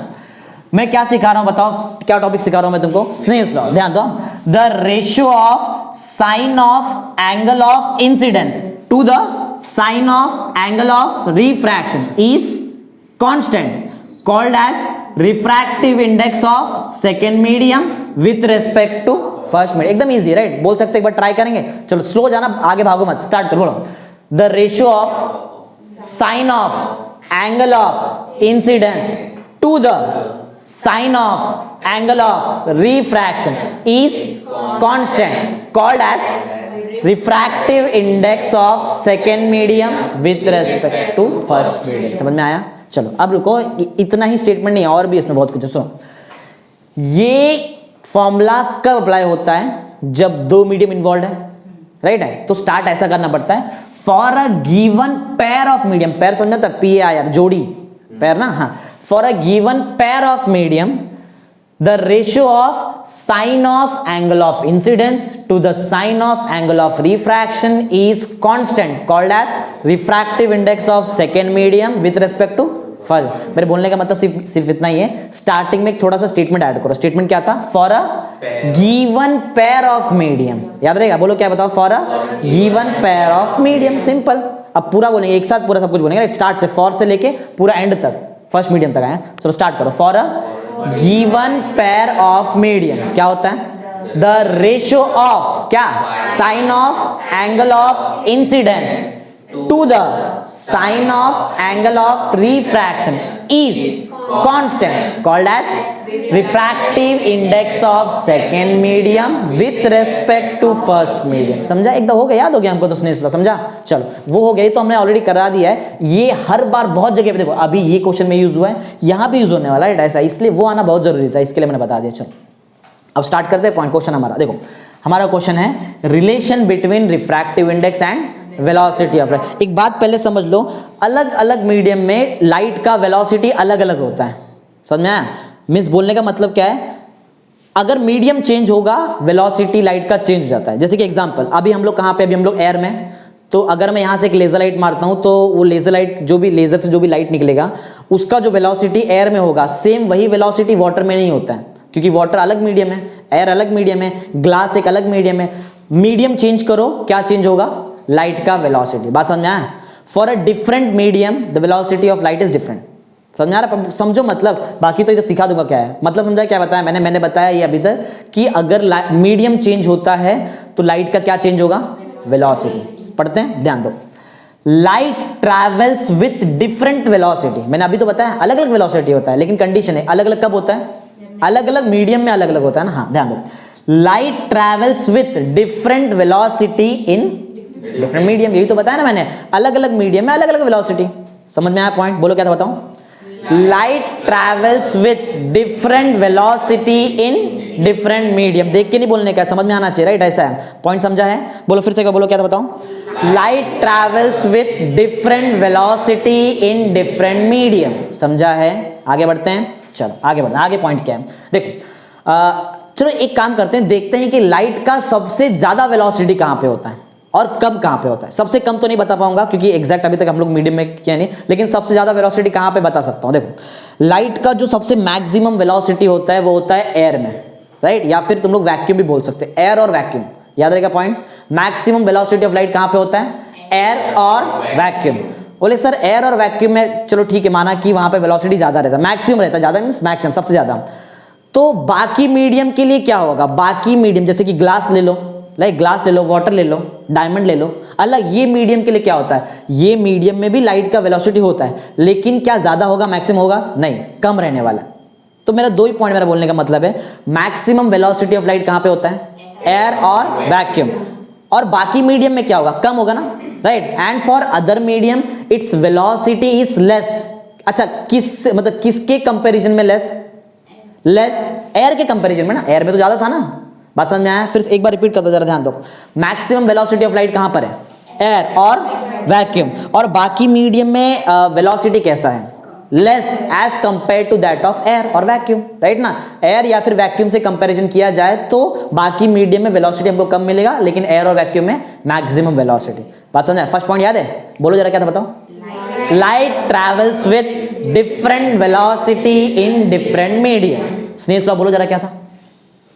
Snell's law, for a given pair of medium the ratio of sine of angle of incidence to the sine of angle of refraction is called as refractive index of second medium with respect to first medium। समझ में आ गया हमको? याद है? वो भी याद है और इसका फर्स्ट पॉइंट भी याद है, सेकंड पॉइंट याद करना बाकी है। मतलब आई थिंक सबको समझ में आ गया है। लाइट का मैक्सिमम वेलोसिटी कहाँ होता है? एयर और वैक्यूम में। And for other medium its velocity is less as compare to that of air. Air के कंपेरिजन में बाकी मीडियम में आपको वेलोसिटी कम मिलने वाला है। That's it. पढ़ते हैं चलो। The velocity of light in vacuum और एयर, एयर और वैक्यूम और एयर एक ही बात तो हुआ। The velocity of light in vacuum और एयर इज मैक्सिमम। पहले बताया था ना आपको, पहले तो मालूम है ये चीज। आगे बढ़ते हैं। एंड फॉर, बताओ वेलोसिटी ज्यादा रहेगी कम रहेगा? कम। किसके कंपैरिजन में? एयर या फिर वैक्यूम, वही तो लिखा है। And for other medium its velocity is less than velocity of light इन, और एयर भी लिख लो, एक ही बात हुआ ना, वैक्यूम और एयर, क्योंकि दोनों का प्रॉपर्टी मैच होता है। ठीक है, इजी तो है पॉइंट। पढ़ते एक बार फिर से, राइट? बोलो क्या था बताऊं? The velocity of light in vacuum और air is maximum and for other medium its velocity is less. ना, लेस किससे? Less than velocity of light in vacuum और एयर। सिंपल तो है। बताओ फर्स्ट पॉइंट क्या था? Light travels with different velocity in different medium. Second point, the velocity of light in vacuum or air is maximum, and for other medium its velocity is less than velocity of light in vacuum or air. Air और vacuum तुम्हारी मर्जी, कुछ ही बोलो, समझ में आ गया I think, right? आगे बढ़ते हैं। चलो अब देखो। हाँ, तो अब मैं तुमको ये थर्ड पॉइंट पहले नहीं सिखाऊंगा, पहले मैथ सिखाता हूँ, उसके बाद थर्ड पॉइंट तो ऐसे याद कर लेंगे हम लोग। बैग मैथमेटिक्स देख के याद हो जाएगा। जैसे ये कैसे याद करा है, देखो हर डिफाइन मैथमेटिक्स से बना हुआ है। अगर तुमको ये समझ में आ गया तो फिर अपन खुद से बना सकते हैं पॉइंट ऐसा। चलो, तो यहाँ पर मैं देखो क्वेश्चन क्या था हमारा, हमारा क्वेश्चन था कि रिफ्रैक्टिव इंडेक्स और वेलोसिटी के बीच में रिलेशन निकाल के दिखाओ। बताता हूँ मैं, देखो रिलेशन क्या, ध्यान दो। तो रिलेशन ऐसा है, देखो मैं बोलता भी हूँ, मैं स्टेटमेंट बोल भी रहा हूँ और मैथमेटिक्स लिख भी रहा हूँ, दोनों को कोरिलेट करो। ध्यान दो, refractive index of second medium with respect to first medium, right? refractive index of second medium with respect to first medium is defined as, इसको हम define कर सकते हैं, is defined as the ratio of, ratio means upon होता है ना, अरे अभी तो था वहां पे ratio, is defined as the ratio of velocity of light in first medium, नीचे आने को क्या बोलते हैं हम लोग? टू द ना, अरे इधर था ना, to the velocity of light in second medium. समझा मैंने क्या बताया? और मैं कहाँ से बनाया, इसको देख के मैंने स्टेटमेंट बना दिया और मेरा स्टेटमेंट एग्जैक्ट इससे मैच होता है। देखो ये स्टेटमेंट से रिपीट करता हूँ जरा, देखो वहाँ पे देखो स्टेटमेंट राइट है, देखो ये क्या बोलते हैं हम इसको? Refractive index of medium with respect to is defined as, क्या होता है? Is defined as ratio of velocity of light in first medium to the velocity of light in, आना चाहिए, इजी है एकदम, राइट? समझा? अच्छा एक बात बताओ, इसको एक अलग तरीके से भी लिखा जा सकता है। इसको हम देखो, नीचे 2 है ना, नीचे 2 है ऊपर 1 है, उल्टा कर दो, ऊपर 2 नीचे 1, याद है? अरे यहाँ कहीं तो लिखा, देखो ना, इसको देखो मैंने ऐसा शॉर्टकट तो है, नीचे 2 ऊपर 1 तो उल्टा कर दो, ऊपर 2 नीचे 1, लेकिन अभी दो म्यू लिखना पड़ेगा, राइट? चलो वही लॉजिक मैं यहाँ पे लगाता हूँ, इसको लिख सकते हैं ना। मैं ऐसा हॉरिजॉन्टली कर रहा हूँ, तुम्हारा काम है तुम नीचे नीचे करेंगे, राइट? बुक में ऐसा, मेरे पास थोड़ा स्पेस कम है इसके लिए। देखो refractive index of second medium with respect to first medium can be written as refractive index of second medium upon refractive index, मैं यही चीज को फिर से लिख रहा हूं लेकिन एक अलग तरीके से लिख रहा हूं, राइट? इज इक्वल टू, बोलो क्या आएगा? v1.v2। समझा है? इजी तो है। हाँ, अब एक बार स्टेटमेंट तुमको पढ़ना पड़ेगा, राइट? बिना देख के बोलना पड़ेगा। बताओ क्या था, बताओ। फॉर्मूला देखो, चाहिए तो फॉर्मूला देख लो, फॉर्मूला देख लो, स्टेटमेंट नहीं देखना है। बोलो फॉर्मूला क्या था, क्या था बताओ कैसा? The refractive index of second medium with respect to first medium is defined as the ratio of velocity of light in first medium to the velocity of light in second medium। Right है, समझ में आया सब कुछ। अगर ये आया तो ये भी आ गया, या फिर ये आया तो ये भी आ गया, एक ही बात तो है, समझ में आया। बताओ μ21 को कैसे लिखा जा सकता है? We can write μ21 as μ2 upon μ1, ठीक है, इसको लिखा तो मैंने बाजू में भी यहाँ पे, और RHS को तो मैंने एज इट इज लिख दिया है, समझा है। एक बार तुमको बोलना, मैं बीच में सिर्फ हेल्प करूंगा, राइट। ये पूरा स्टेटमेंट एकदम पूरा टोन में बोलो, राइट, स्टार्टिंग से बोलना, मैं सिर्फ बीच में जहां पे अटकोगे उधर हेल्प करने वाला हूं, राइट। स्टार्ट करो, बोलो क्या था? The refractive index of with respect to is as ratio of light in to the light in that's it, complete हो गया। पॉइंट नंबर 3 भी हमको समझ में आ गया, समझा है। एक लास्ट पॉइंट फटाफट कर लेते, ध्यान दो। हाँ, कुछ चीजें यहाँ पे क्लियर कर दो पहले से मैं तुमको। देखो, ये अगर तुमको ये समझा है तो ही मैं आगे सिखा सकता हूँ, इतना समझा है तुमको, सबको समझा है प्रॉपर्ली। चलो आगे बढ़ते हैं। चलो let's consider this as equation number 1, हम इसको इक्वेशन 1 कंसिडर करते हैं, राइट। आगे बढ़ते हैं। अब पॉइंट मत देखो, पहले मेरी बात सुनो। देखो, एयर ये जो मीडियम है, इसमें वेलोसिटी ऑफ लाइट मैक्सिमम होता है, राइट। और मैंने आई थिंक आपको लेक्चर 1 में सिखाया है कि लाइट का वेलोसिटी, मैक्सिमम वेलोसिटी कितना होता है, और जो ऑलरेडी अपने 10th में ही पढ़ा है। बताओ मैक्सिमम वेलोसिटी ऑफ लाइट या फिर वेलोसिटी ऑफ लाइट कितना होता है? 3 × 10⁸ मीटर पर। नई बात, अगर नहीं याद है कोई बात नहीं, याद कर लो, बहुत ईजी है। लाइट का जो मैक्सिमम वेलोसिटी होता है वो एयर में ही होता है। अरे अभी तो पढ़ा ना यहीं पे कहीं, तो देखो यहाँ पे ना। और एयर या फिर वैक्यूम में कितना होता है बताओ लाइट का वेलोसिटी? 3 × 10⁸ मीटर पर सेकेंड, ठीक है। चलो 3 × 10⁸ मीटर पर सेकेंड, हाँ। तो 3 × 10⁸ मीटर पर सेकेंड लाइट का वेलोसिटी होता है, जो कहां पर है बताओ? एयर में, या फिर वैक्यूम में भी उतना ही होता है, सेम। हमारे बोलने का मतलब ये है कि अगर आप एयर को स्पेसिफिकली कंसिडर कर रहे हो, किसको कंसिडर कर रहे हैं हम, कौन से मीडियम को? एयर को। तो एयर का कुछ स्पेशलिटी है, देख लो जरा क्या है। जब भी तुमको, ऑलरेडी मैंने यहाँ पढ़ाया था, ये देखो, जब मैं एब्सोल्यूट रिफ्रैक्टिव इंडेक्स पढ़ा रहा था तो वो टाइम पे मैंने बताया था, अगर फर्स्ट मीडियम एयर है तो आप रिलेटिव रिफ्रैक्टिव इंडेक्स को बोलो, क्या बोलोगे? Absolute refractive index. अभी तो पढ़ा है हमने थोड़ी देर पहले, राइट, ठीक। देखो, तो बोलने का मेरा मतलब ये है कि अगर मैं फर्स्ट मीडियम को एयर ले रहा हूं, क्या ले रहा हूं? अरे देखो, डायग्राम तुम्हारे सामने है। बोले सर क्या है फर्स्ट मीडियम, क्या है सेकंड मीडियम, क्या है? बहुत इजी है। जहां से लाइट आ रहा है वो कौन सा मीडियम? जहां पे लाइट जा रहा है वो सिंपल एकदम, राइट। तो फर्स्ट मीडियम क्या है मेरे लिए? एयर। तो देखो, एयर का एक स्पेशलिटी है, अगर आप एयर लेते हो, एयर को अगर एज अ फर्स्ट मीडियम लेते हो, then the refractive index of first medium, जो आपने बोला फर्स्ट मीडियम, बताओ आपने क्या एज्यूम किया फर्स्ट मीडियम को? एयर। तो μ1 के जगह पे मैं लिखने वाला हूं μA। μA बोलो क्या है? μA क्या है? Refractive index of air. बोलते ऐसा है, आंसर 1 है, आंसर तो राइट। आंसर बोलो कितना होता है? आंसर 1 होता है, वो राइट है। बोलने का मतलब क्या है इसका? Refractive index of air. अब बताओ इसको कैसे पढ़ेंगे फिर? Refractive index of first medium.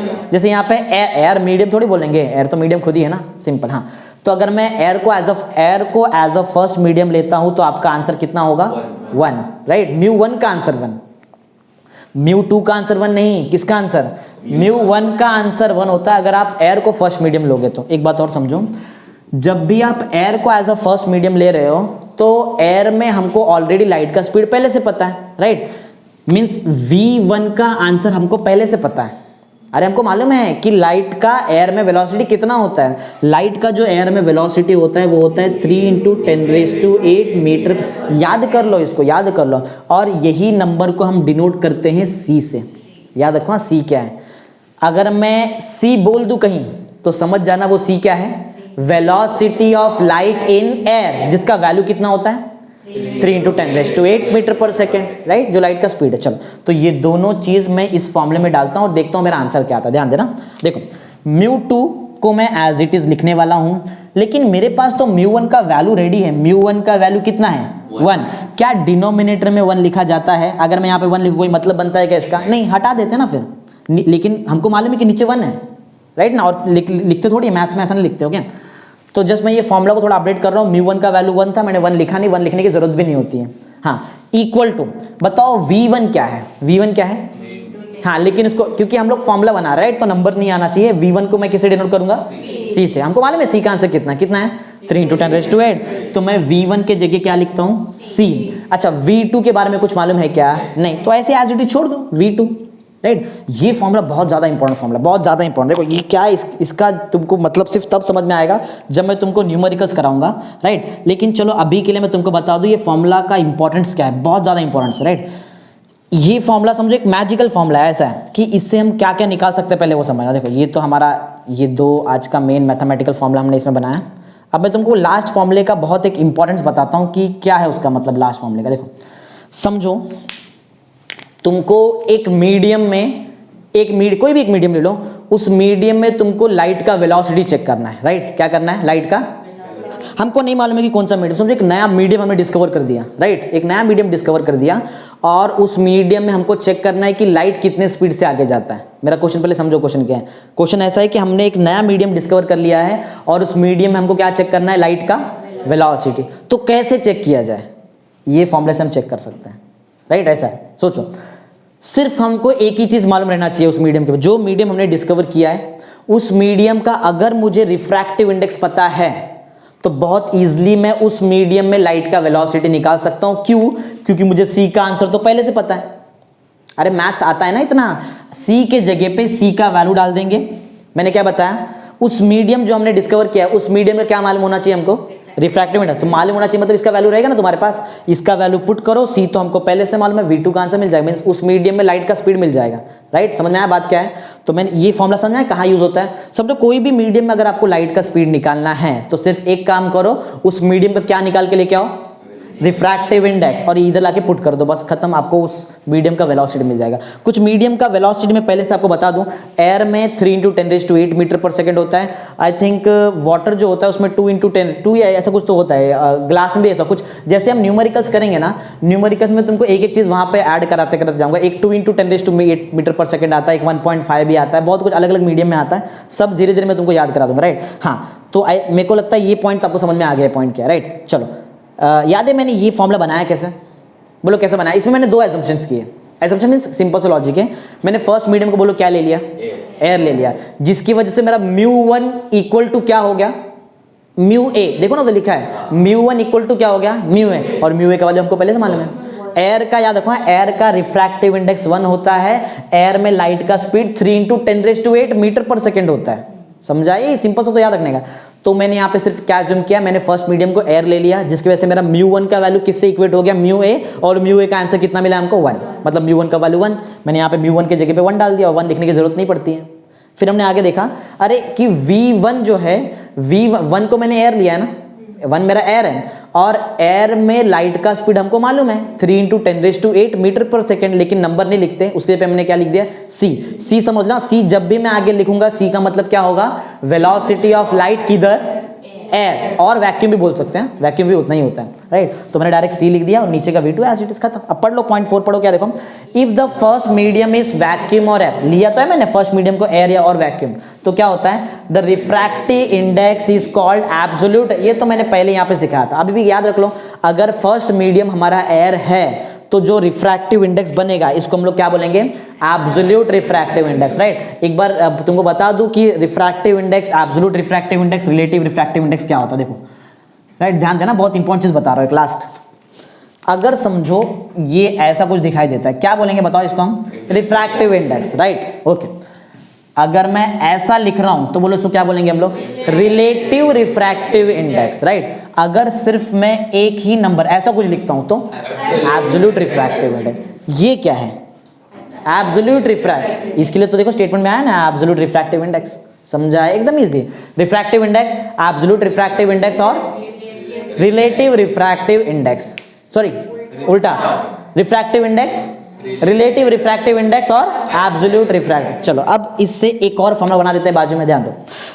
अब ये तो 2 वर्ड से मैंने लिखा है, इसका मतलब हमको समझ में आ गया है। कोई भी मीडियम का अगर आपको वेलोसिटी चाहिए तो खाली एक काम करके लेके आओ, क्या करो, उस मीडियम का क्या लेके आओ हमारे पास, रिफ्रैक्टिव इंडेक्स का आंसर कैसे भी करके निकालो, अपने आप velocity of light in that medium आपको मिल जाएगा।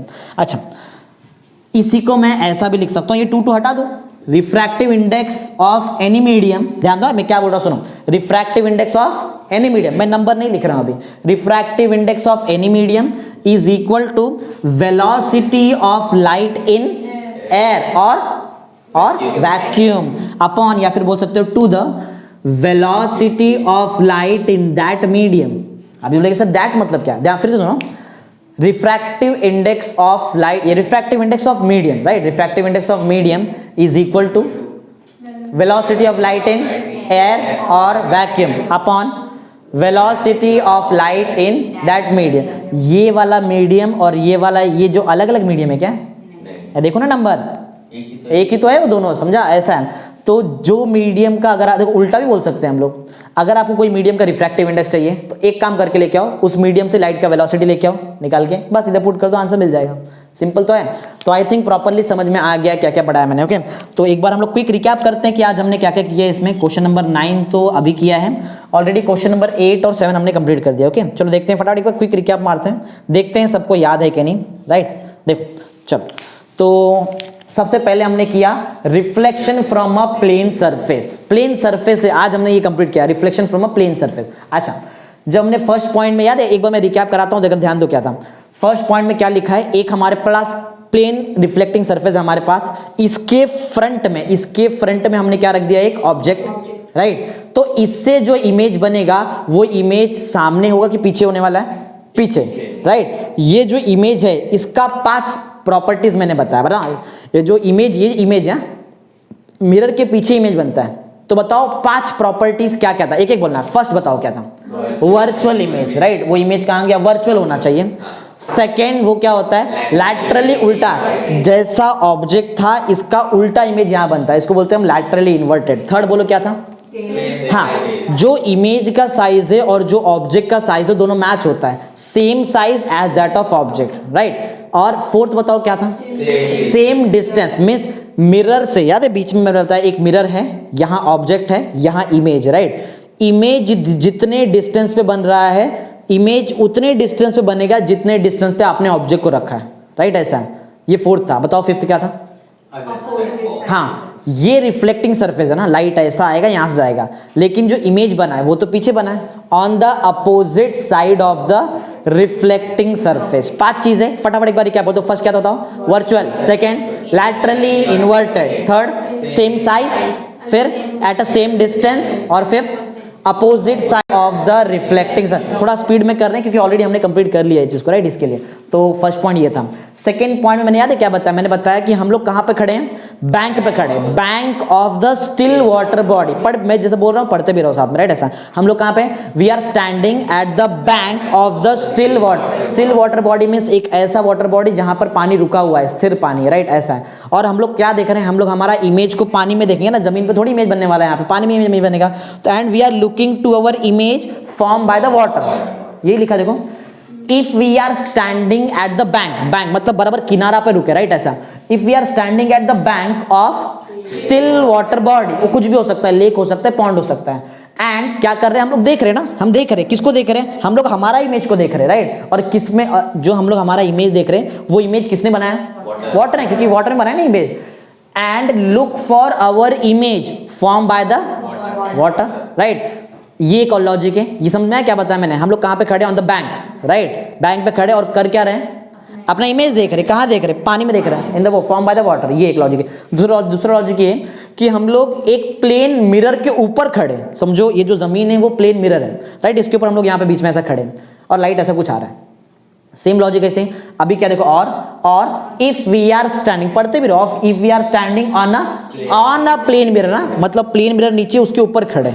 जैसे पहले काम जो कर रहे थे वही काम अभी कर रहे हैं, हमारे पास कोई काम धंधा नहीं, हम लोग डायरेक्ट हमारा इमेज को देख रहे हैं सब, बराबर। पहले हम लोग इमेज बताओ कहां पे देख रहे थे, वाटर, क्योंकि वाटर बना रहा था। अभी बोलो हम लोग कहां पे खड़े, प्लेन मिरर, तो मिरर हमारा इमेज बनाएगा, तो अभी हम लोग मिरर को देख रहे हैं, मिरर में जो हमारा इमेज देख रहे हैं, राइट। तो देखो वही लिखा, देखो सेम, याद है, एंड लुक था, इधर भी है, and look for our image form by the mirror बना रहा है। हाँ, हमको जो इमेज मिलेगा उसका 3 मेन प्रॉपर्टी याद रखो। सबसे पहला प्रॉपर्टी है कि जो आपका इमेज है वो लैटरली रिवर्स्ड है। कहां गया, इधर देखो, लैटरली रिवर्स, पॉइंट समझो, कैसा इमेज बताओ, लैटरली रिवर्स्ड। सेकंड है सेम साइज का इमेज है, जितना हमारा साइज एग्जैक्ट सेम साइज का इमेज बनने वाला है, राइट। और जो थर्ड है वो है अदर साइड, या फिर आप अपोजिट साइड, लाइट ऐसा आ रहा है, यहां इमेज बन रहा है, ऐसा समझ लो, सिंपल, राइट। तो आई थिंक आपको समझ, देखो मेन पॉइंट्स है वो सब नहीं याद रखने। देखो पहले का याद है, 5 पॉइंट्स क्या याद रखा आपने, 5 प्रॉपर्टी बताओ। पहला क्या था, पहला है virtual image. Second, laterally inverted. Third, same size का इमेज है। फोर्थ क्या याद रखा है, सेम डिस्टेंस पे बना है, और पांचवा क्या याद रखा है, on the opposite side of the reflecting surface, right. फिर सेकंड में हमने तीन मेन पॉइंट याद रखा बस। पहला है लैटरली रिवर्स, उल्टा हो चुका, राइट, उल्टा हो गया, लैटरली रिवर्स। फिर सेम साइज का है एंड अपोजिट साइड बोल सकते, राइट ना, अदर साइड या फिर अपोजिट साइड बोलो चलेगा। हाँ, इसमें हमने क्या देखा, हमने ये देखा कि हमारे पास दो मिरर है, राइट, दो मिरर हैं, दो प्लेन मिरर है, उनके बीच में एंगल कितना है, थीटा है, और हमने ऑब्जेक्ट को बीच में कहीं भी रखा है, राइट, ऐसा वाला। इसके ऊपर हमारा थर्ड पॉइंट है, राइट। तो इसके ऊपर हमने ये देखा, if an object is kept, एक हमने ऑब्जेक्ट को रखा है, if an object is kept between the two plane mirror inclined at an angle of theta, right. ये इतना समझ में आ रहा क्या बताना है, पढ़ो वही देखो। If an object is kept between two plane mirror inclined at an angle theta, right. तो इस केस में आपको दो मेन चीज याद रखना है। सबसे पहला है नंबर ऑफ इमेज, क्या, नंबर ऑफ इमेज। दूसरा है स्मॉल एन। बात को पहले पढ़ो, पहले समझो। दो चीज मैंने बताया, बताओ पहले क्या बताया, number of image, second small n. Small n को हम लोग बोलते हैं एक mathematical parameter, basic simple, right. और नंबर ऑफ जो इमेज है, दो चीज बताया ना, बताओ फर्स्ट क्या था, number of image, second small n. Number of image को कैपिटल एन से डिनोट करते हैं, किससे, कैपिटल एन से। जो नंबर ऑफ इमेज है और जो स्मॉल एन है, ये किसने बनाया, ये बनाया मल्टीपल रिफ्लेक्शन। अब एक बात बताओ, क्या ये ऑब्जेक्ट का एक ही इमेज बनेगा, दो मिरर रखा है, एक इमेज कैसे पॉसिबल है, एक से ज्यादा ही बनेगा, राइट। हाँ, तो जो भी इमेज बनेगा वो डिपेंड किस पे करेगा, मल्टीपल रिफ्लेक्शन। देखो वही लिखा है, नंबर ऑफ इमेज, पहले बताया नंबर ऑफ इमेज, बताओ सेकंड क्या था, स्मॉल एन, देखो, right. Are form due to multiple reflection. कौन कर रहा है मल्टीपल, मिरर कर रहा है, राइट ना, form by both of the mirror. हाँ, जो एग्जैक्ट नंबर ऑफ इमेज, जो एग्जैक्ट नंबर, जो कैपिटल है ना, कैपिटल एन को हम लोग बोलते हैं नंबर ऑफ इमेज, इसको ही तुम लोग एग्जैक्ट नंबर ऑफ इमेज बोल सकते हो। स्मॉल एन एक मैथमेटिकल पैरामीटर है। जो एग्जैक्ट नंबर ऑफ इमेज है, ये डिपेंड करता है थीटा पे, किस पे डिपेंड करता है, कितना एंगल पे और कहां पे आपने ऑब्जेक्ट। देखो मैं फास्ट करा रहा हूं क्योंकि ये चीज पढ़ा चुका हूं मैं इसके लिए, राइट। जो भी एग्जैक्ट नंबर ऑफ इमेज बनेगा वो कहां बनेगा या फिर कितना बनेगा, पहले सुना मेरा बात सुनो। एग्जैक्ट नंबर ऑफ इमेज कितना होगा वो दो चीज पे डिपेंड करता है, एक है एंगल थीटा, राइट, और दूसरा क्या है, ऑब्जेक्ट का पोजीशन। तो वही लिखा देखो, exact number of image depends on the angle between the mirror. दोनों मिरर के बीच का एंगल पे डिपेंड करता है, और कहां पे डिपेंड करता है कि exactly where the object is kept, right. फिर हमने फॉर्मुलास वगैरह प्रॉपर्ली देखा, राइट, ये फॉर्मुला वगैरह देखा हमने यहाँ पे। फिर ये चार केसेस देखा, और यहाँ पे बताओ हमने क्या देखा, एब्सोल्यूट रिफ्रैक्टिव इंडेक्स ना, एब्सोल्यूट रिफ्रैक्टिव इंडेक्स देख लिया। एब्सोल्यूट रिफ्रैक्टिव इंडेक्स का पॉइंट यहाँ भी आ चुका है एक बार। एब्सोल्यूट रिफ्रैक्टिव इंडेक्स कब रहता है, जब फर्स्ट मीडियम क्या रहता है, एयर और वैक्यूम। ये पॉइंट तो एकदम अच्छे समझा है, ये भी हमने समझ गया, ओके, ठीक है। तो आई थिंक प्रॉपर्ली समझ में आ गया। फॉर्मुलास प्रॉपर्ली याद रखो, ये जो भी फॉर्मुला मैंने पढ़ाया था यहाँ पे, राइट, सिंपल फॉर्मुलास था। आई थिंक ये वाला पार्ट तो मैंने इसको दो बार कवर करा दिया, राइट, इतना तो याद हो ही जाना चाहिए, ओके, थैंक यू।